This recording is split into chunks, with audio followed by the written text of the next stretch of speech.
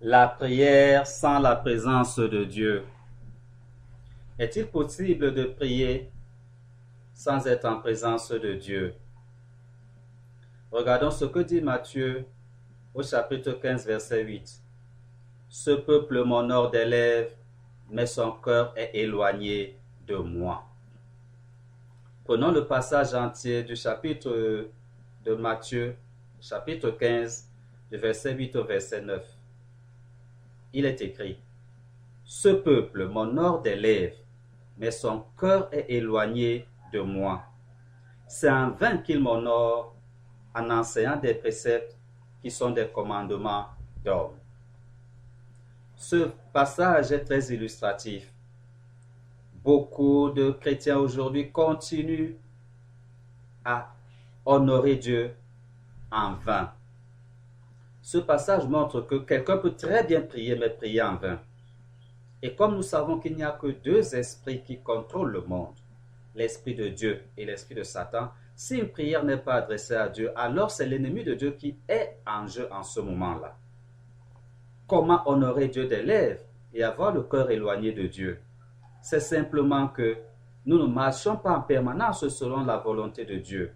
Nous ne vivons pas en enfant de Dieu. Et à des moments que nous appelons moments de prière, nous venons pour l'honorer. Non, la parole de dit que c'est en vain qu'il m'honore. Donc quelqu'un peut vraiment prier en vain. Et il n'est pas en présence de Dieu lorsqu'il prie. Parce que pour que Dieu soit présent au moment que nous appelons moment consacré pour la prière, il faut que nous soyons enfants de Dieu dans notre vie de tout instant. Et c'est parce que nous sommes enfants de Dieu dans notre vie de tout instant qu'au moment consacré pour la prière, Dieu est présent parce qu'il était déjà présent. S'il n'était pas présent avec nous avant, ce n'est pas à ce moment-là qu'il le sera. C'est à tout instant que nous devons chercher la présence de Dieu. Afin de ne pas tomber sous le coup de ce verset, ce peuple m'honore des lèvres, mais son cœur est éloigné de moi. Le chrétien doit savoir que ce n'est pas ce qui sort de la bouche de l'homme qui intéresse Dieu, mais c'est le cœur de l'homme. Et c'est dans ce cœur-là que Dieu veut habiter. Et il veut y habiter en permanence. Et la parole de Dieu explique en disant: c'est en vain qu'il m'honore, en enseignant des préceptes qui sont des commandements d'hommes. Cela veut dire que Dieu a tout mis à notre disposition. Dieu a tout préparé, Dieu a tout simplifié. Mais lorsque l'homme amène de ses pensées, de ses réflexions, de ce qui n'a pas été prévu par Dieu, il est dit: c'est en vain qu'il m'honore en enseignant des préceptes qui ne sont pas des commandements de Dieu, mais des commandements d'hommes. Le chrétien doit donc faire un effort à tout instant de scruter sa spiritualité pour enlever ce qui n'est pas de Dieu. Il faut à tout instant enlever ce qui est de l'humain dans notre spiritualité. Lorsque une chose est dans notre spiritualité, dans notre relation avec Dieu, nous devons chercher à savoir si cette chose a été clairement prévue par Dieu ou alors si elle a été introduite par les hommes. Et pour savoir si elle a été introduite, a été prévue par Dieu, il suffit d'aller dans la Bible et vraiment de manière franche, confronter toute notre spiritualité à la Sainte Écriture. Si une pratique ou un enseignement ne concorde pas de manière claire et précise avec la parole de Dieu, cela devient un commandement d'homme, une pratique d'homme et qui doit être extirpée de notre spiritualité, de notre relation avec Dieu. Alors nous tomberions sous le coup de ce passage biblique. Ce peuple m'honore des lèvres, mais son cœur est éloigné de moi.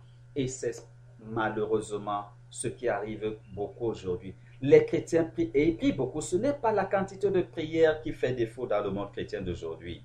Les chrétiens prient beaucoup. Ce ne sont pas les pénitences qui font défaut. Les chrétiens font trop de pénitences. Les chrétiens font trop de choses religieuses. croyant se rapprocher de Dieu. Mais dans la plupart des cas, ce sont des choses qui ne sont que des choses humaines et pas des choses de Dieu.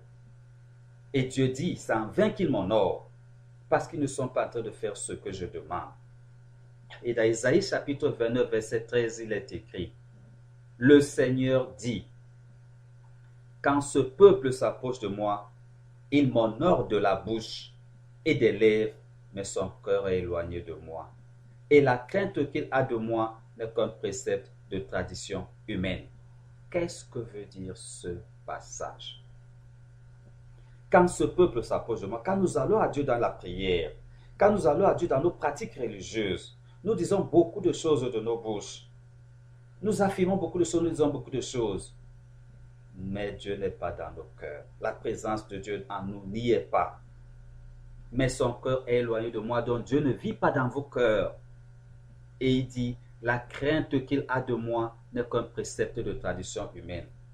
Cela veut dire que le rapport que nous avons avec Dieu n'est pas basé sur la parole de Dieu, mais sur ce qu'on nous a enseigné. Mais sur ce qu'on nous a enseigné. La foi n'est pas par rapport à ce qu'on nous a enseigné. Un véritable chrétien ne bâtit pas sa foi sur ce qui lui a été enseigné. Non. Ou sur ce qu'il croit vrai. Non. Un véritable chrétien bâtit sa foi sur ce que la parole de Dieu a dit et uniquement à cela. Sinon, ce que nous faisons n'est que précepte de tradition humaine. De la même manière que Matthieu a repris un peu ce que Jérémie a dit, c'est en vain qu'il m'honore en enseignant des préceptes qui sont des commandements d'hommes. Or, Ésaïe aussi l'avait déjà dit en disant, et la crainte qu'il a de moi n'est qu'un précepte de tradition humaine. La crainte qu'il a de moi, ça veut dire le rapport, le culte qu'il me voue. Ce culte que tu fais à Dieu, cette marche que tu as avec Dieu, cette connaissance que tu as de Dieu n'est que tradition d'homme. Est de l'humain et pas de Dieu. Comment donc faire pour sortir de notre spiritualité, du domaine de l'égarement, du domaine de la vanité, du domaine de ce qui est de l'humain? Il faut que chaque individu lise de lui-même la parole de Dieu. Ça veut dire marche sur le chemin du salut. Il lise lui-même la parole de Dieu. Qu'il la médite lui-même. Que Dieu lui parle à lui-même. Et qu'il s'en tienne uniquement à ce que Dieu lui aura dit. Qu'il mette cette parole en pratique pour vivre par elle et pour elle. Et seulement après cela, qu'il prie sans cesse. Alors il est enfant de Dieu. Alors Dieu est dans son cœur. Alors la crainte qu'il a de Dieu n'est pas précepte de tradition humaine, mais les révélations de la parole de Dieu, directes de lui en Dieu. Ce ne sont pas des commandements humains qui suivra, mais ce sont des commandements de Dieu dans son cœur, parce que Dieu résidera dans son cœur du fait qu'il lise la parole de Dieu, qu'il la médite et qu'il la mette en pratique. C'est la seule façon de s'assurer la présence de Dieu en nous, la présence de Dieu dans nos vies, qui fera de nous des enfants de Dieu. Si quelqu'un, et surtout un chrétien, ne s'assure pas d'abord de vivre en enfant de Dieu, il lui serait très difficile d'être exaucé dans ses prières. Le chrétien doit vivre en enfant de Dieu et prier avec ferveur, en espérant une réponse de Dieu, quels que soient les événements. Parfois, lorsque nous prions, les difficultés ont même tendance à augmenter. Parfois, lorsque nous prions, nous semblons ne pas avoir de réponse de Dieu. Pas simplement parce que nous avons des difficultés. Nous pouvons demander à Dieu un éclairage. Nous pouvons demander à Dieu de répondre à une de nos questions. Nous pouvons demander à Dieu même de grandir dans sa connaissance. Nous pouvons demander à Dieu de nous aider à l'adorer, à le servir véritablement en enfant de Dieu. Quelle que soit la prière que nous élevons vers Dieu, un véritable chrétien doit espérer une réponse de Dieu, quels que soient les événements qui se présentent à lui. Même si ces événements lui disent le contraire de sa prière à Dieu, il doit persévérer dans la prière jusqu'à ce qu'il ait une réponse claire et précise de Dieu, parce que ton Père est avec toi à tout instant. Il sait avant que tu ne parles et il te répond toujours. Dieu est toujours en train de nous parler, mais nous sommes souvent très distraits. Et parfois même, nous ne sommes pas fidèles dans la prière. Nous ne sommes pas persévérants dans la prière. La parole de Dieu nous enseigne de prier et de continuer à prier en espérant une réponse de Dieu, quels que soient les événements qui se présentent à nous. parfois le découragement arrive en nous faisant croire que ça ne sert plus à rien de prier. Dieu ne nous écoute pas, Dieu ne nous exauce pas. Et pour quelqu'un qui prie pour une difficulté, la difficulté aura tendance à ne même pas quitter et parfois même à augmenter. Et pendant ce temps, nous serons attaqués dans notre esprit par des pensées qui nous diront ça ne vaut pas la peine de continuer à prier. Ça fait longtemps que tu pries, rien n'a changé. Mais non, ce n'est pas comme ça qu'il faut prier. Nous devons être fermes dans notre confiance en Dieu. Comme Daniel chapitre 3 du verset 17 au verset 18, voici ce qui est écrit. Si notre Dieu, celui que nous servons, est capable de nous délivrer de la fournaise de feu ardent, et de ta main, ô roi, il nous délivrera. Et s'il ne le fait pas, sache, ô roi, que nous ne servirons pas ton Dieu, ni n'adorerons la statue d'or que tu as élevée. Voilà ce que la parole de Dieu nous enseigne. Il s'agit ici des compagnons de Daniel qui étaient menacés d'être jetés dans la fournaise de feu ardent. Daniel et ses compagnons doivent être jetés dans la fournaise de feu ardent parce qu'ils ont refusé d'adorer la statue élevée par le roi par le roi du royaume, ils sont en déportation. Mais Daniel et ses amis rappellent au roi que si notre Dieu, celui que nous servons, est capable de nous délivrer de la fournaise de feu ardent et de ta main, ô roi, il nous délivrera. Et s'il ne le fait pas, sache, ô roi, que nous ne servirons pas ton Dieu, nous n'adorerons la statue d'or que tu as élevée. Le chrétien doit prier en étant ferme dans sa prière et espérer l'intervention de Dieu. Mais même si Dieu n'intervient pas dans le sens de la prière du chrétien, le chrétien ne doit pas se détourner de Dieu, ne doit pas aller dans d'autres voies. Voici ce que le verset dit. Et il nous délivrera. Et s'il ne le fait pas, sache, ô roi, que nous ne servirons pas ton Dieu. Nous n'adorerons pas la statue d'or que tu as élevée. La parole de Dieu nous invite à faire confiance en Dieu, quels que soient les événements. Quels que soient les événements qui se présentent à nous, la parole de Dieu nous invite à ne pas nous détourner de Dieu. Rien ne doit nous pousser à nous détourner de Dieu, quel que soit l'événement.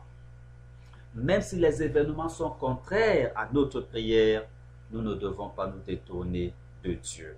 Nous devons rester stables et espérer Dieu. Et dans Daniel chapitre 10, versets 12 à 14, il est écrit, il me dit, Daniel, ne crains rien, car dès le premier jour où tu as eu à cœur de comprendre et de t'humilier devant ton Dieu, tes paroles ont été entendues.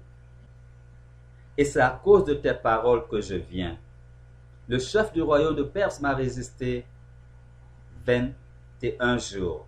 Mais voici Michaël, l'un des principaux chefs, est venu à mon secours et je suis demeuré là auprès du roi de Perse. Je viens maintenant pour te faire connaître ce qui doit arriver à ton peuple dans la suite des temps, car la vision concerne encore ces temps-là. Ici, il s'agit de Daniel, qui a commencé à prier, qui a fait 21 jours de jeûne et d'attente de la réponse de Dieu. La réponse de Dieu est venue après 21 jours. Ce n'est pas parce que Dieu n'avait pas exaucé la prière de Daniel. Ce n'est pas parce que Daniel était désagréable à Dieu. Mais il est écrit, dès le premier jour où tu as eu à cœur de comprendre et de t'humilier devant ton Dieu, tes paroles ont été entendues. Tes paroles ont été entendues et c'est à cause de tes paroles que je viens. C'est l'ange qui parle ainsi à Daniel.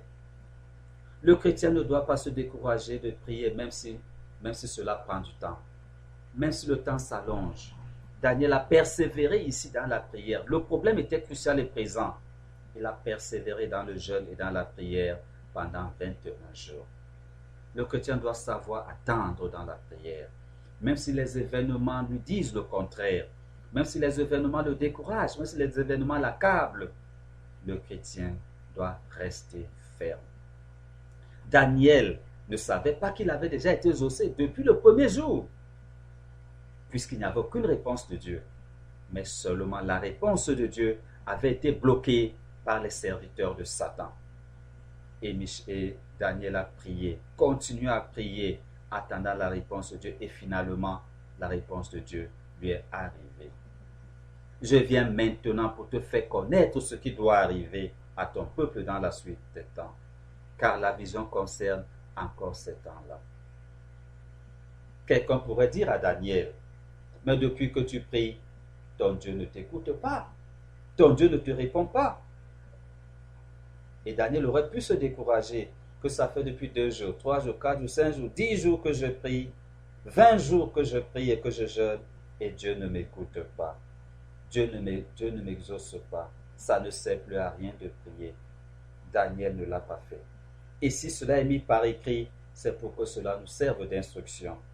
Daniel a continué en espérant une réponse de Dieu.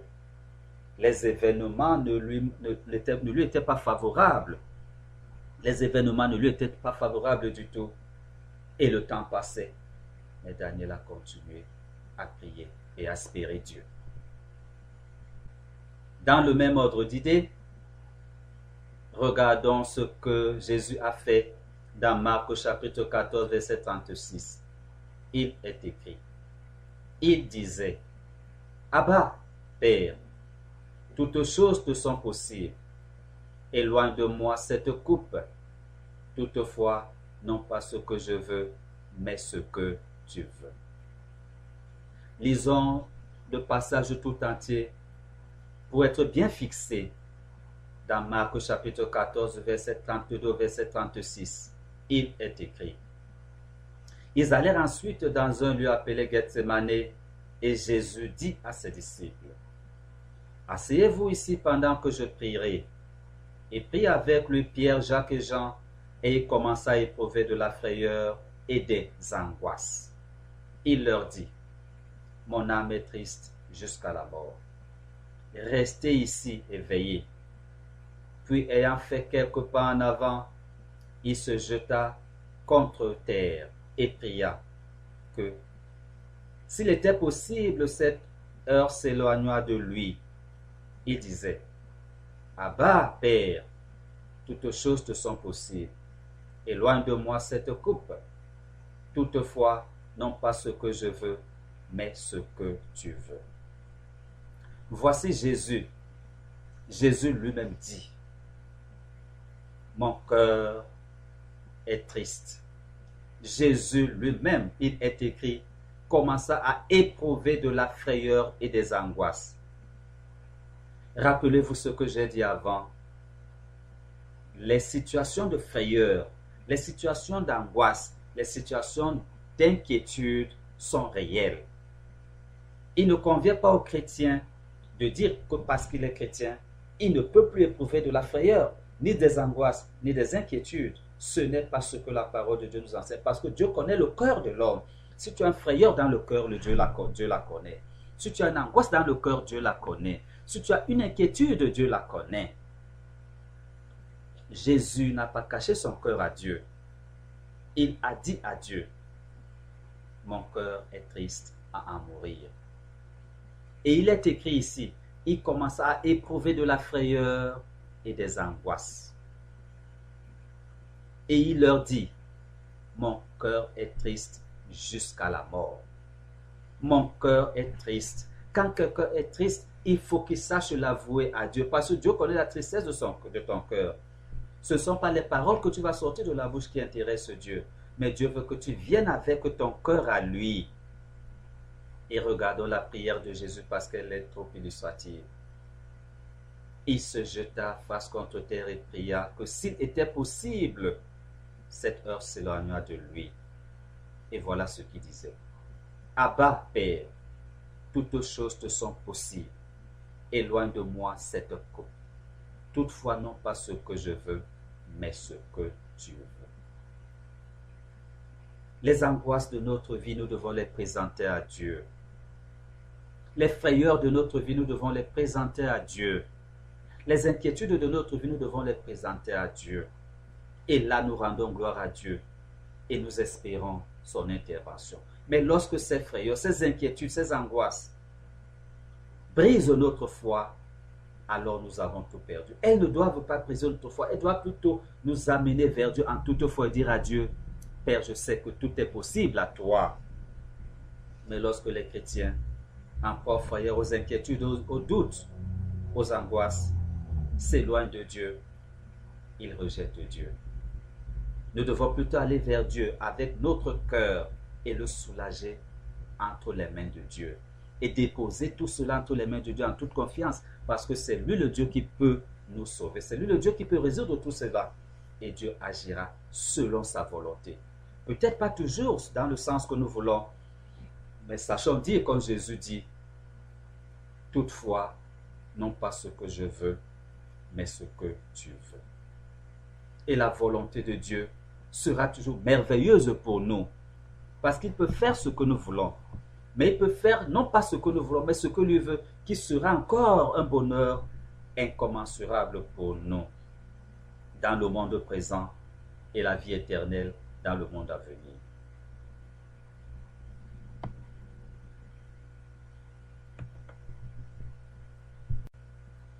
Cet enseignement biblique a été dispensé par Lolo Jacques. Retrouvez aussi nos publications et leurs versions texte sur notre site internet www.foietverité.org. Abonnez-vous pour recevoir nos publications dès leur sortie. Let's be